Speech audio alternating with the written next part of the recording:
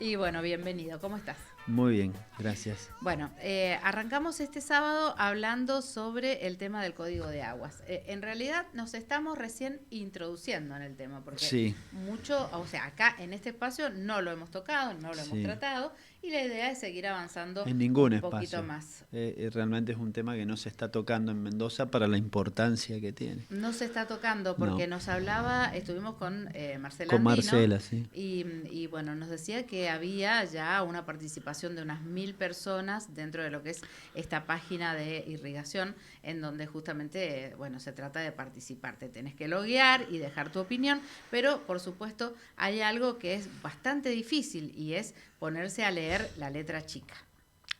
Claro, bueno, buen día y creo que la idea que me planteaste era, dada la entrevista inicial que hiciste con Marcela, y dado que vas a tener otro entrevistado relacionado con este tema, y es un tema trascendente, dedicarnos un poco al agua, que tiene que ver con el emprendedurismo, las empresas, y bueno, vivimos en un desierto, no nos olvidemos que esta provincia fue fundada prácticamente con fines militares, logísticos, de paso, y el agua creó en cada oasis, en los 4 oasis de Mendoza, vida, sociedad, economía y producción, ¿no? Ujú. El río Mendoza, en el oasis norte. La gente que nos viene a visitar no puede creer el vergel que Exacto. tenemos en medio de un desierto.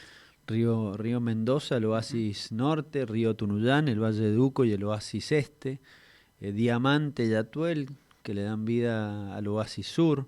Tenemos un río muy desaprovechado, que es Río Grande, que está en Malargüe, que pasa directo A La Pampa, sí, ni siquiera a ni Buenos Aires, siquiera, lo no, a aprovecha Buenos Buenos Aires. Aires.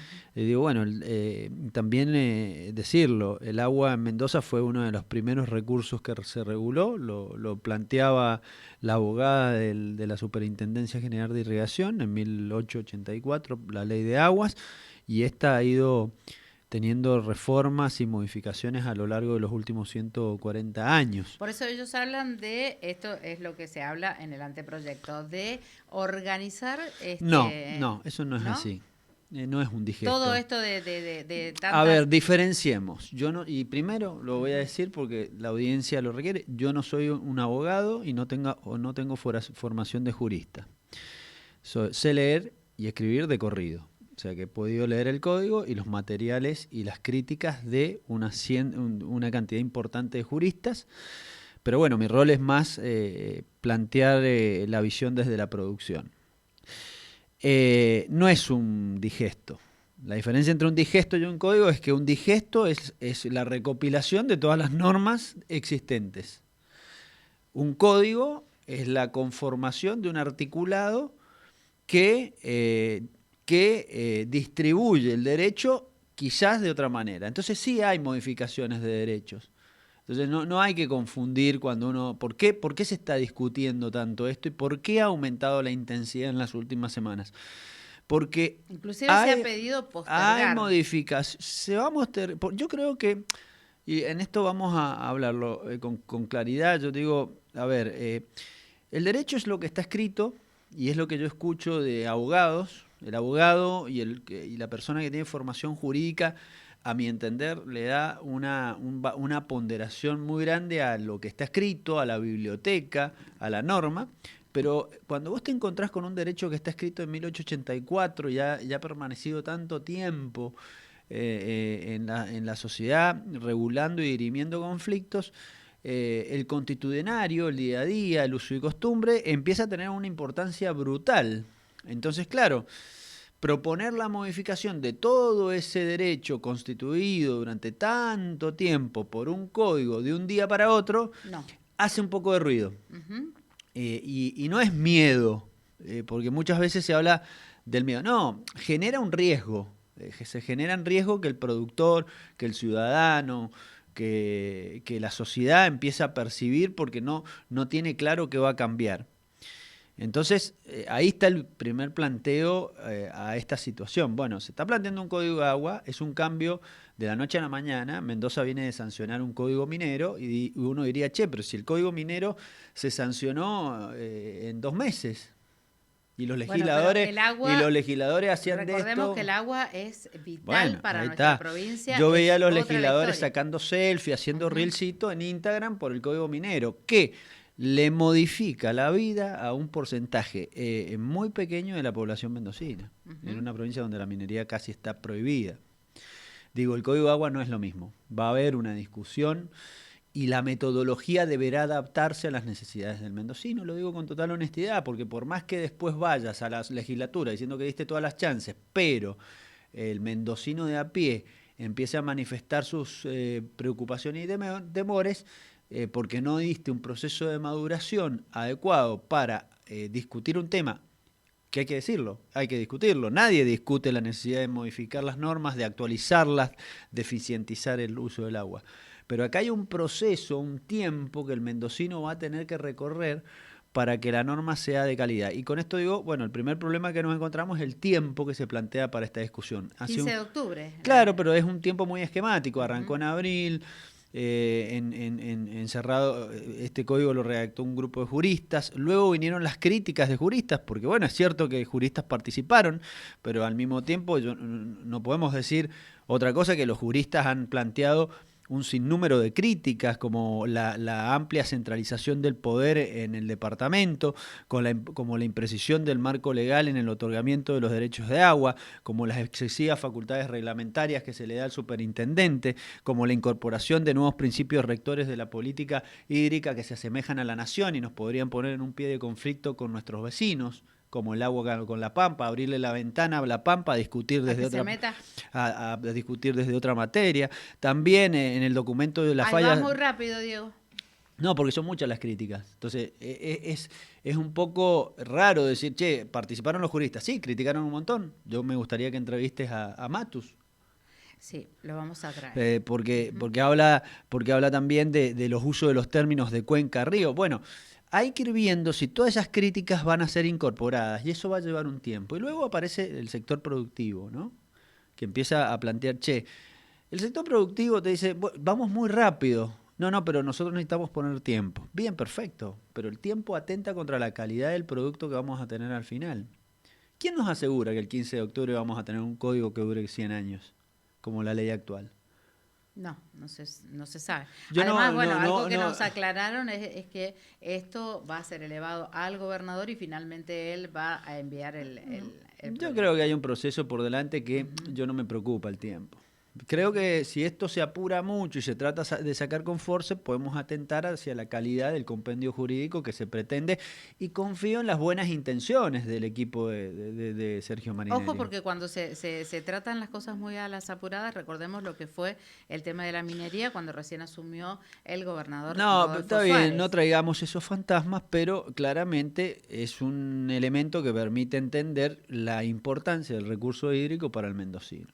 Y la para importancia de la participación. No sé cuántos nietos de abuelos que vinieron a Mendoza y se afincaron en el pedemonte mendocino con zapa y pala para construir los canales que actualmente usamos. Y acá viene el otro tema, Victoria. Es verdad que viene un código y es necesario discutir el tema de la actualización de la norma. Ahora, esto, yo lo escuchaba esta mañana en la entrevista, ¿esto per se resuelve el problema de la eficiencia hídrica? Yo por eso hablé de obras y sobre todo aprovechando la gran plata que tiene, que hasta acá, bueno, no se sabe en qué se va a ocupar, de Portezuelo del Viento, ¿no? Estos fondos que tenemos y que... Entonces digo, acá primero el tiempo atenta contra la calidad de la discusión. Lo segundo, en un contexto donde hace años, décadas, que no hay obras importantes. Entonces digo, ¿un código va a cambiar la realidad de la eficiencia hídrica cuando el que más ineficiente es el Estado? Porque los productores en un 70% ya están tecnificados. ¿Quién es el ineficiente? ¿El productor? Después, la otra ineficiencia está en la distribución de agua de uso de consumo humano. ¿Quién es? Aysam. Aysam. Sí, bueno. Bueno, pongamos los puntos sobre las I. ¿Dónde está la eficiencia? ¿En el consumidor y en el ciudadano? ¿O está en la distribución y el suministro del recurso que irrigación lo hace aún en, en acequias de tierra, y AISAM tiene perforado todos los caños en cada ciudad que distribuye agua. Digo, pongamos los puntos sobre las i, porque si no pareciera que el código viene a resolver un problema que implica obra y guita y plata, y que no se han hecho. Este superintendente no es el responsable, y yo celebro su iniciativa y yo creo que es un tema a discutir, pero acá hay un tema que es relevante. En Mendoza no se han hecho obras en las últimas décadas, seguimos distribuyendo el agua y entregándola con compuertas. Y cuando uno va al código, dice, bueno, hacemos un código, y todavía un código que pareciera que va a tener buen resultado cuando estén las obras. Y che, ¿las obras cuáles son? ¿Por qué no conocemos un plan de obras? Porque si no es como que viene un código que le va a permitir a un super ministerio, porque se va a transformar en un super ministerio, administrar el recurso hídrico con las obras actuales, si no están las obras. La pregunta mía es, vos que has leído bien el código, sabemos de la independencia que tiene el Departamento General de Irrigación y lo que se denomina el gobernador del agua. ¿Con el código no. se transforma en un apéndice? No, pero el código cambia el perfil con el cual observa el recurso. Lo dijo Marcela esta mañana, no solo hay que regular la oferta, sí, hay que regular la oferta. O sea, y hay que mejorarla, porque si vos seguís ofreciendo el recurso en acequia de tierra, estás perdiendo un montón del recurso que vos administrás.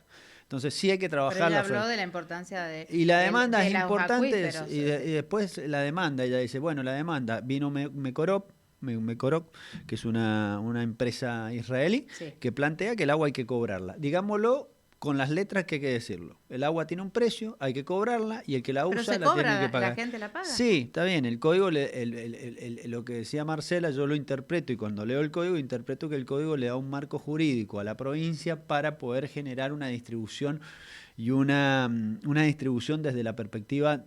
Mira, el código cambia algo que es muy importante. Cambia. El derecho del agua hoy se asigna en las fincas con la unidad de medida que es la cantidad de hectáreas de la propiedad. Vos tenés 10 hectáreas, se te asignan determinada cantidad de horas, vos tenés... El turno. Ahora cambia por unidad de agua, lo que lleva a un concepto más parecido al metro cúbico. ¿Qué detalle? Bueno, el código tiene muchos detalles, muchos muy importantes como otros, y otros muy intrincados casi que se van a conversar al final, que tienen más que ver con el decoro y las buenas prácticas, ¿no? Pero este es un cambio sustancial para un productor. Que le digan, che, te voy a empezar a medir el agua por un concepto volumétrico. Porque dice, no se toca la inherencia del agua, no se toca la inherencia del agua. Hay un artículo que en grande pone que no se toca la inherencia del agua, y hay más de una veintena de artículos que tocan tangencialmente. Nos están escribiendo, temas que por ahí decís, che, no se toca la inherencia, pero el régimen va a tener un perfil distinto. Bien. Entonces digo, ¿Qué sucede? Acá la intención siempre es buena, porque mira una provincia al 2050, pero sin las obras uno se hace un signo de pregunta, che, ¿cómo se va a medir el agua? ¿Va a aumentar? ¿Vamos a tener excedentes después del código? No creo. Sin obra no hay excedente hídrico, vamos a tener los excedentes que tenemos hoy, que no tenemos excedentes. Entonces digo, bueno, el código plantea un riesgo para para todos los usuarios y todos los consumidores y todos los oasis. Entonces, bueno, hay una gran preocupación sobre todo en los tiempos, en la falta de obra, y en que es un código muy moderno, que nadie lo discute. Vuelvo a decir, nadie discute que el espíritu, la buena intención de todos en tener una discusión sana sobre cómo vamos a legislar el agua. Pero bueno, en un contexto tan particular como el que vivimos, de falta de obras, crisis económica, etcétera, bueno, pareciera que es una discusión muy importante para dar en 3, 4, 5, 6 meses. Bueno, hola Victoria, muy bueno el programa. Me llamo Verónica de El Carrizal. Coincido con el punto de vista del señor Diego. Hace más de 100 años que en El Carrizal no hacen una obra como la gente. Hoy en día, la gran parte de la zona está inundada y nadie hace nada. Hay que ver qué hacen cuando empiece a ingresar dinero con la minería. Una opinión por parte de esta oyente que se llama Verónica y que le agradecemos muchísimo por el mensaje. Con la discusión de la minería es otra. El artículo, no voy a entrar, el código en un artículo en particular, eh, casi de manera, lo hemos leído también con mis colegas de la UIM, con gente de la minería, hace como una alusión a la 7722, para quienes respetamos el medio ambiente y queremos una Mendoza lo más limpia posible, hasta nos pareció casi exagerada la mención. ¿Por qué sobreexagerás si no tenés nada que ocultar? Entonces digo, bueno, el código cuando lo empezás a leer y cuando lo empezás a masticar, empieza a transmitirte, no inseguridades, pero sí interpretaciones que podrían conllevar riesgos en cómo estamos administrando el agua hasta hoy. Voy a dar un ejemplo burdo, pero muy burdo para que se entienda, porque pareciera que una discusión muy compleja, porque han hecho un código de 180 y pico, que 184, 185 artículos, muy denso. Pero bueno, por ejemplo, hoy el productor que quiere perforar para tener un pozo para su finca tiene que hacer un trámite en la superintendencia, presentar el proyecto, y tiene su pozo, como ha sido en Mendoza históricamente. ¿Hay que mejorarlo? Hay que mejorarlo. ¿Tuvimos una gestión corrupta de irrigación? Tuvimos una gestión corrupta de irrigación. Ahora, el código plantea que esa autorización se tiene que ir hacia la legislatura de la provincia. ¿Y por qué a la legislatura? Porque es una irracionalidad, porque la legislatura no está para esto.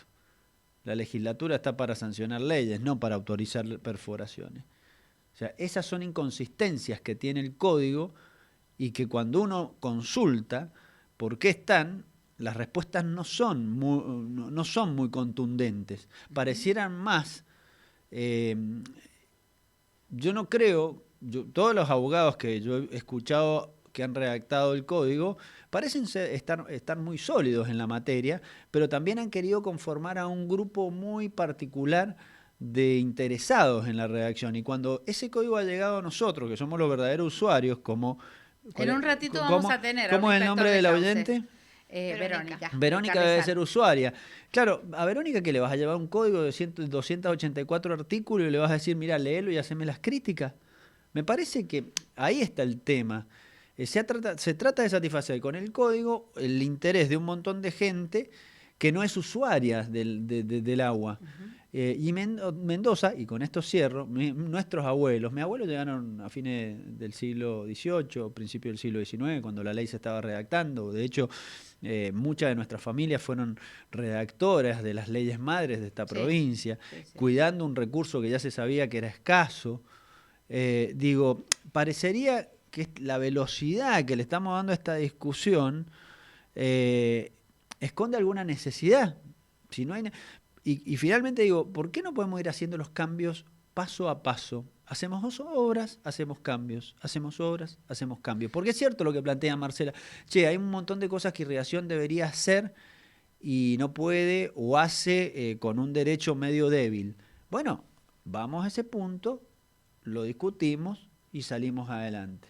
Pero no cambiar todo, porque si esa discusión va a llevar tiempo, va a llevar más de una gestión. Va a llevar mucho más de una gestión.